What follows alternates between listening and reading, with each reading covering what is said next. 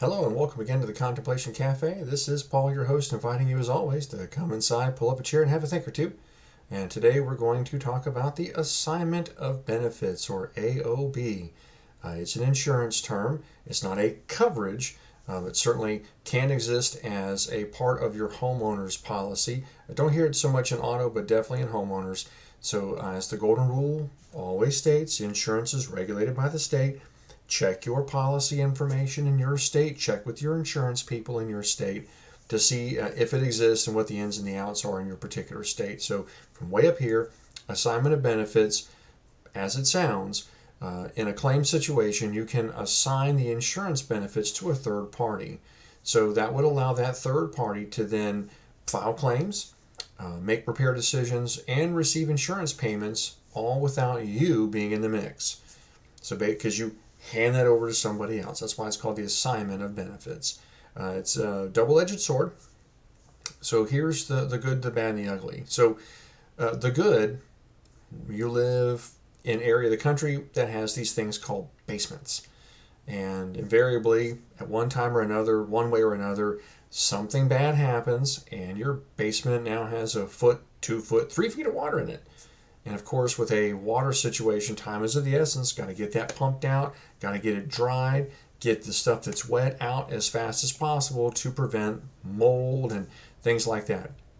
Another situation can be, let's say you don't have a basement and maybe you're on vacation and it's starting to get into summertime now and people like to take vacation. So you're off on vacation and your neighbor's walking their dog. As they pass by your house, they notice that water is running out from under your front door. A lot of it. So again, another sticky situation where time is of the essence, want to get things done quickly. The assignment of benefits helps to shorten that up a little bit because you now can get your contractor, the water remediation company, or whomever involved immediately. They can start talking directly to your insurance company. They speak the same language when it comes to damages and repairs and whatnot. So there is no issues with communication. And they can get things going for you a whole lot quicker than you trying to get things going on your own. So that's where it turns out to be a good thing. Now, on the flip side of that, it also tends to lend itself to fraud. And I am actually in Florida, and we don't have basements here in Florida. Now, we do have the situation where somebody may come by when you're on vacation and find lots of water running out from under your front door, which is always a bad thing. But what's something that happens here in Florida that's an even bigger issue is anytime there's a storm, not a hurricane or a tropical storm, but a regular, just a big blow comes through, invariably within 24, 48 hours, people are knocking on your doors or walking up to you as you're trying to come home from work and go in your house and eat dinner.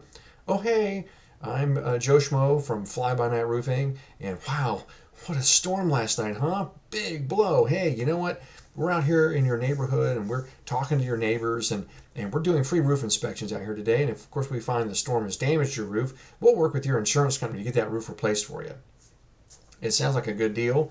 Here in Florida, we have two kinds of homeowners deductibles. We have the hurricane deductible, which costs a lot of money and makes you very sad when you have to eat that cost to get repairs done. And then you have the non-hurricane deductible, which typically is much smaller, maybe even as small as $500, depending who you've got insurance with. Typically, maybe it's $1,000. And of course, who would like to get a new roof for $1,000? So this is what these folks do, and they can be pretty shady in their practices. A lot of them are from out of town or out of state. Kind of hard to track them down when things go bad. But they come in, they promise you all this stuff, and sometimes, in one particular encounter that I had, in the process of them working with your insurance company, they put a lien on your house. And I think they didn't mean to tell me that. It kind of slipped out in conversation because I was asking lots of questions.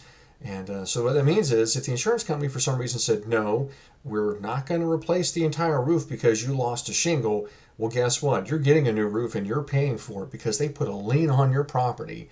So you can either pay for that roof or they'll foreclose on your house. Simple as that. And that's how some of these people operate, at least down here in this area. So that's the good, the bad, and the ugly of the assignment of benefits provision. So again, I would say in a claim situation, reach out to your insurance company. They typically have contractors in the area that they work with and or meet some kind of standard that the insurance company approves of. And that way, if you use those, odds are you're not going to get taken to the cleaners, and neither is your insurance company. That's all we have for today. Thanks again for stopping by the Contemplation Cafe. We'll see you again next time.